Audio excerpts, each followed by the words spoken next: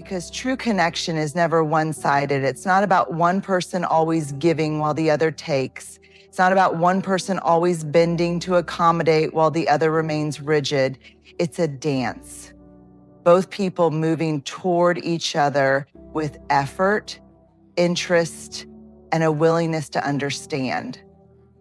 So what does mutual care look like? It's showing up even when it's inconvenient. It's remembering the little details, how someone takes their coffee, the big interview they were nervous about, the way their voice sounds when they need reassurance but don't know how to ask.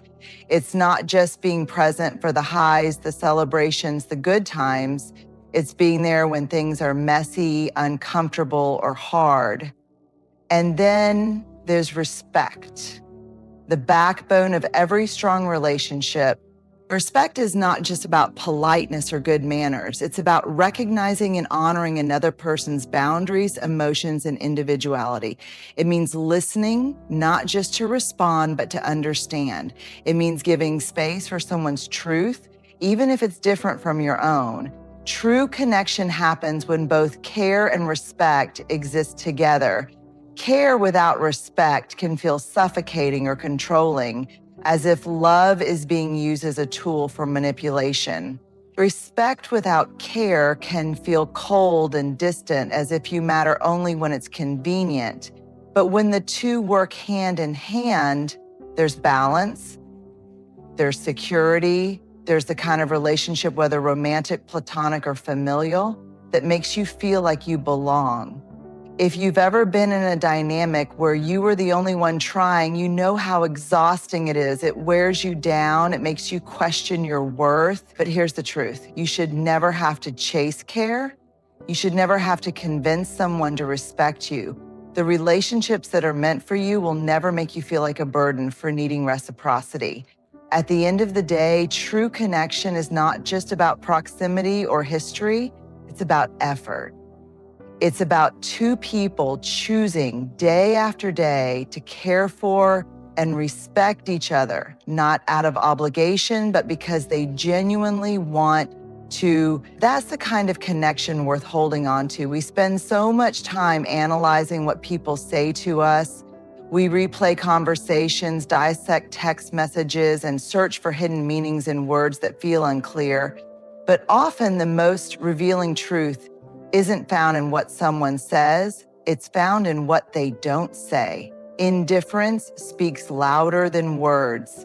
When someone cares, you feel it. It's in the way they check in on you, in the way they make an effort to understand your emotions, in the way they remember the small details you never thought mattered. Care is active. It moves, it reaches, it creates space for connection. But indifference is passive. It's a void. It's the absence of effort, the lack of acknowledgement, the quiet dismissal of your presence in someone's life. Silence is an answer. Lack of effort is an answer. Apathy is an answer. We sometimes fool ourselves into thinking that if someone isn't outright cruel to us, then they must care on some level. We tell ourselves that maybe they're just busy, maybe they're not good at expressing emotions, maybe we're expecting too much.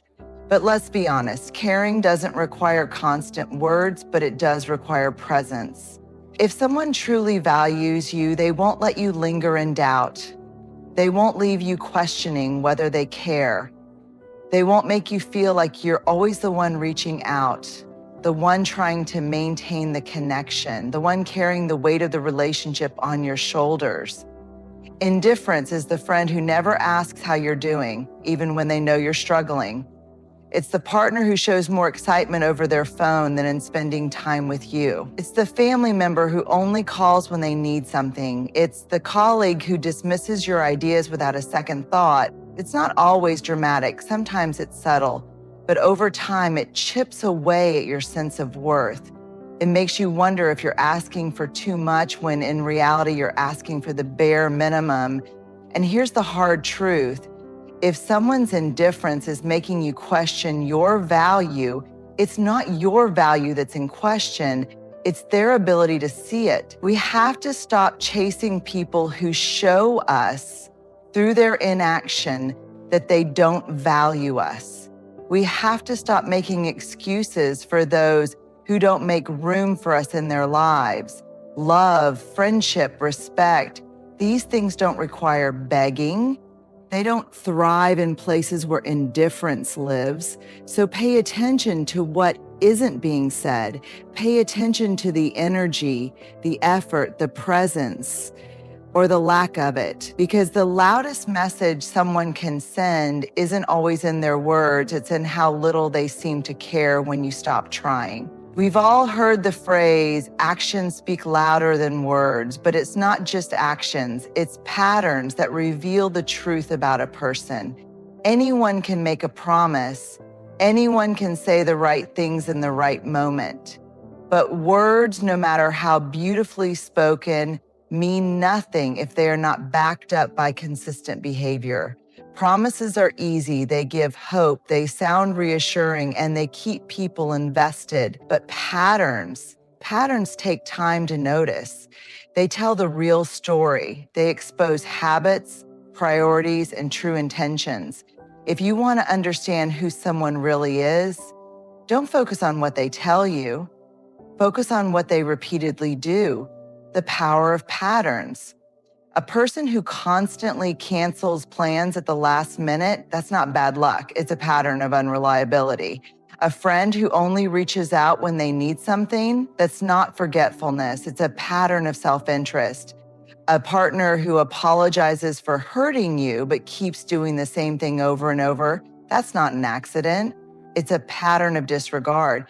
People show you exactly who they are through repetition, not through one-time actions. One moment of kindness doesn't make someone a good person, just like one mistake doesn't make them a bad one. But consistent behaviors over time reveal a person's true nature. Promises versus patterns. Promises can be emotional. They feel good to hear. They make us want to believe. They fill the space between who someone is and who we wish they were. But a promise without follow-through is just a distraction. Think about the person who always says, I'll do better, but never actually changes. Or the one who says, I care about you, but never makes the effort to show it. Those words may be comforting in the moment, but if the behavior stays the same, the promise was just an illusion. Pay attention to the trend, not the excuse. Why we ignore patterns. The hardest part about accepting someone's patterns is that it forces us to face reality. And sometimes reality is painful. We want to believe people will change. We want to hold on to their potential. We tell ourselves stories. They didn't mean it. They'll get better. Maybe I just need to be more patient. But potential is not a promise. And it's certainly not a pattern. The truth is, we don't need to decode people. We don't need to overanalyze or search for hidden meanings in their words. The answer is always in their consistent actions.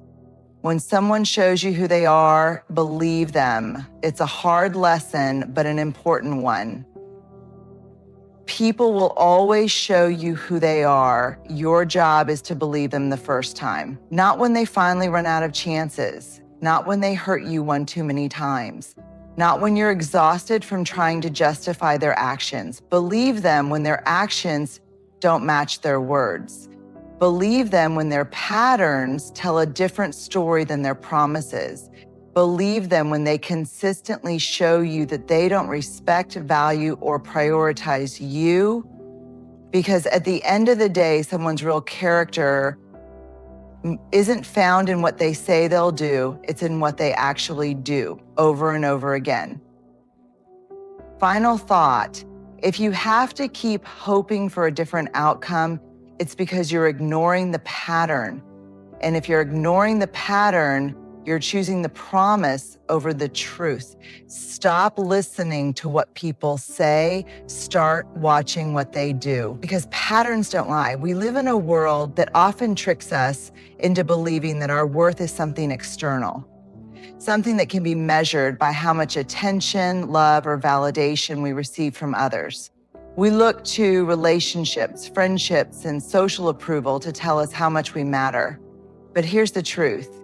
Your self-worth is not defined by how much someone else values you. It never was. It's easy to fall into the trap of measuring our worth through the eyes of others. When someone loves us, we feel valuable. When someone ignores us, we feel insignificant. When a friend chooses someone else over us, we feel replaceable.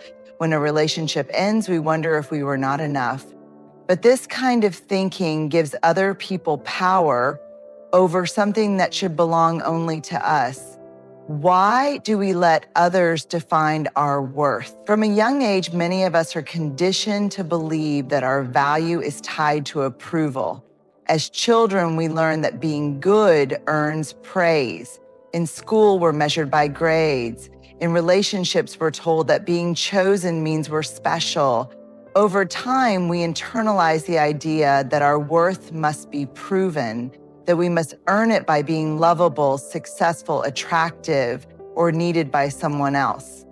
But here's where that thinking becomes dangerous. When we let other people determine our value, we make ourselves dependent on forces we cannot control. If someone treats us with love and respect, we feel good about ourselves. If someone treats us with indifference, we question our worth. If someone rejects us, we assume we weren't good enough. But think about that for a second. Why should your worth change based on how someone else treats you? Why should the way one person sees you have the power to determine how you see yourself? The truth about self-worth is not something that is given to you by others. It is something you own, something that exists within you, regardless of how anyone else perceives you. A person's inability to see your value does not mean you lack value. Someone's failure to love you does not mean you are unlovable. Being rejected does not mean you are unworthy. People's opinions are shaped by their own experiences, biases, and emotional capacities. Sometimes their inability to appreciate you has nothing to do with you and everything to do with where they are in life. Some people are incapable of valuing others in a healthy way, no matter how worthy those others are. So why should your self-worth be based on someone else's limited perception? Signs you are defining your worth by others. If you've ever done any of the following, you might be allowing external validation to dictate your self-worth. Feeling unworthy when someone ignores you or doesn't reciprocate your feelings, changing yourself to fit what you think others want, staying in unhealthy relationships because you fear being alone, seeking constant reassurance from others to feel good about yourself, measuring your worth based on how many friends, followers, or admirers you have. These behaviors don't mean you're weak, they mean you're human. We all crave connection, love, and belonging. But true self-worth means knowing that you are already enough, even without external validation. How to reclaim your self-worth, detach your worth from external validation. Your value is not something that fluctuates based on how others treat you. Remind yourself daily that you are worthy simply because you exist, not because of what you do for others, not because of how many people approve of you. Stop chasing people who don't see your worth. If someone doesn't value you, that is a reflection of them, not you. Stop trying to prove your worth to people who don't recognize it. Walk away from relationships that make you feel small. Validate yourself first. Instead of waiting for others to reassure you, practice self-measurement, meditation. Celebrate your own accomplishments. Acknowledge your own strengths. Be proud of who you are without needing someone else to tell you. Surround yourself with people who reflect your value. The right people will never make you question your worth. They will respect, appreciate, and uplift you. Not as a favor, but because that's how they truly see you. Develop inner confidence. Self-worth comes from within. Spend time alone, invest in your growth, and do things that make you feel good about yourself. The more you build yourself up, the less you will seek validation from others. Final thought at the end of the day, self-worth is not something you ask for. It is something you claim. It is not something that increases when someone loves you, and it does not disappear when someone doesn't. You are not less worthy because someone failed to see your value. You were already enough. You always have been, and no one, not a friend, a partner, a boss, a family member, gets to define what was never theirs to decide. For far too long, many of us have been conditioned to believe that setting boundaries is selfish. We've been taught that saying no is rude, that prioritizing ourselves is inconsiderate, and that making others uncomfortable with our limits is something to feel guilty about. But here's the truth: boundaries are not selfish. Boundaries are an act of self-respect. What are boundaries really? Boundaries are not walls meant to shut people out. They are not weapons used to control or punish others. Boundaries are guidelines that define how we allow ourselves to be treated. They protect our emotional well-being, our time, our energy, and our sense of self.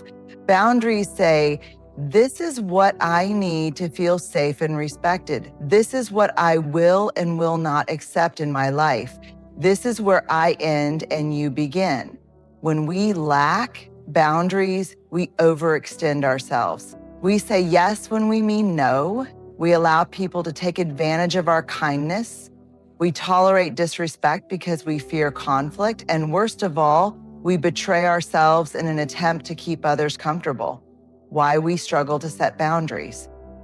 Many of us resist setting boundaries because we don't want to disappoint people. We fear being seen as difficult or unkind. We worry that if we start saying no, people will think we don't care about them. But let's flip the perspective. If a relationship falls apart because you expressed your needs, was that relationship truly healthy to begin with? Healthy relationships, whether romantic, familial, platonic, or professional, are built on mutual respect. And mutual respect includes respecting each other's limits. But the truth is, not everyone will like your boundaries. Some people will push back. Some will make you feel guilty. Some will even try to manipulate you into believing that setting limits means you don't care. But let's be clear. People who respect you will respect your boundaries.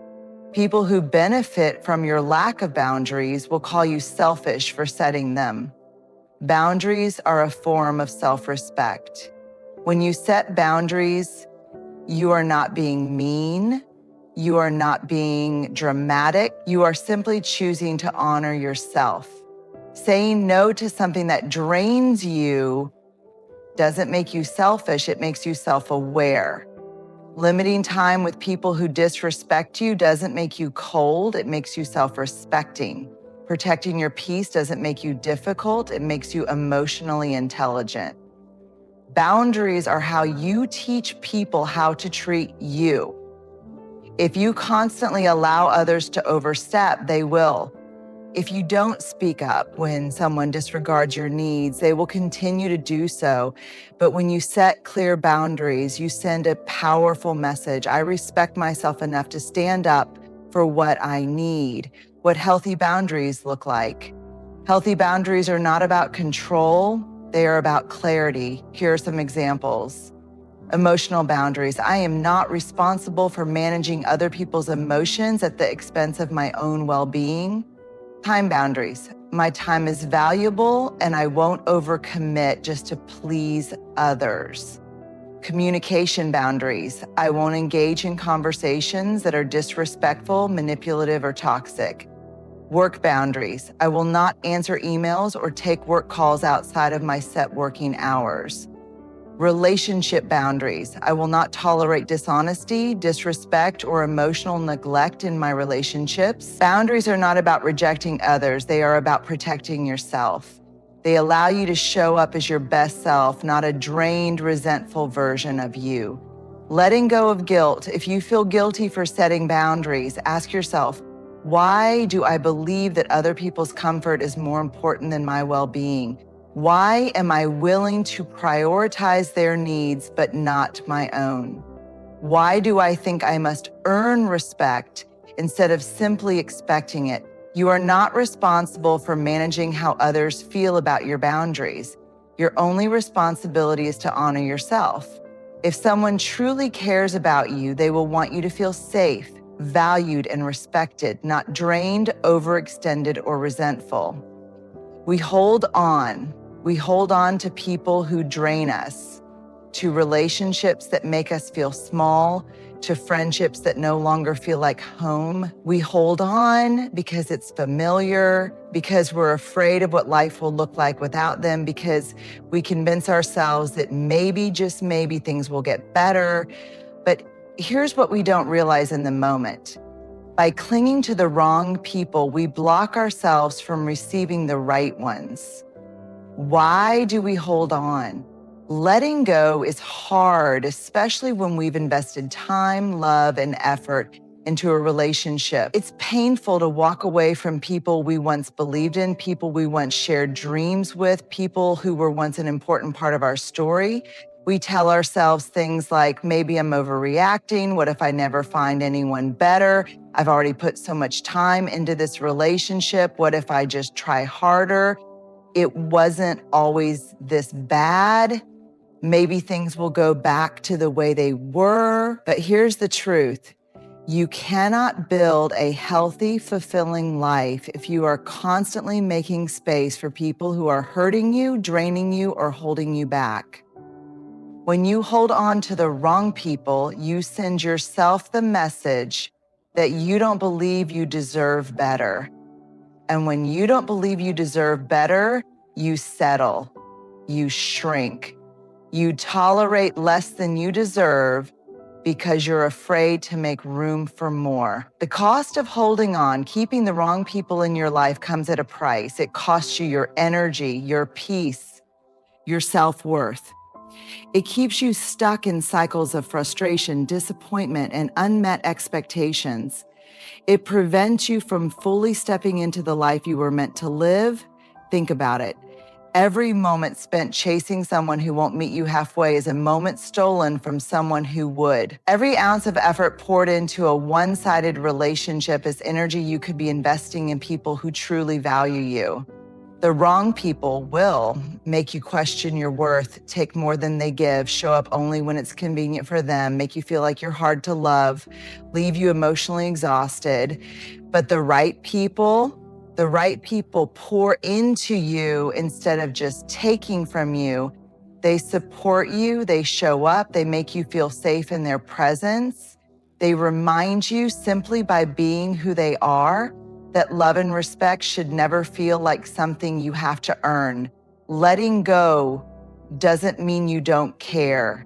One of the biggest misconceptions about letting go is that it means you no longer care. That's not true. Letting go doesn't mean the memories weren't real. It doesn't mean you didn't love them. It doesn't mean you wish them harm. It simply means you are choosing yourself.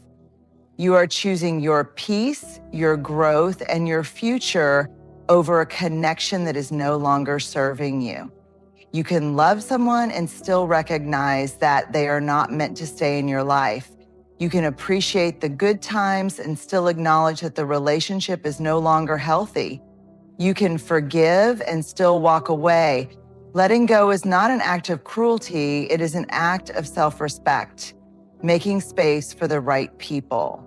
The beautiful thing about letting go is that it creates space for relationships that are built on mutual respect and effort, space for friendships that nourish your soul, space for people who see you, value you, and meet you where you are. The right people will make you feel heard and understood. Support your growth instead of resenting it. Love you without conditions. Show up consistently, not just when they need something.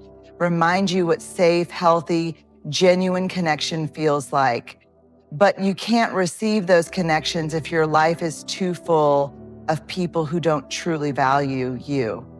The freedom of letting go. When you finally let go of the wrong people, something shifts. You feel lighter. You stop walking on eggshells. You stop trying so hard to prove your worth. You stop shrinking yourself to fit into spaces you've outgrown. And then one day you look around and realize that your life is filled with people who reflect back to you the love, respect, and kindness you've always deserved. You don't lose when you let go of the wrong people. You gain the space for the right ones. At the heart of it all, true connection is built on mutual care and respect. The people who genuinely value you will never make you question your worth, nor will they require you to sacrifice your well-being just to keep them in your life. Indifference speaks louder than words, and when someone continuously disregards your needs, their actions are telling you everything you need to know. People reveal who they are through patterns, not promises. It is not what they say in moments of convenience, but how they consistently show up that defines the relationship.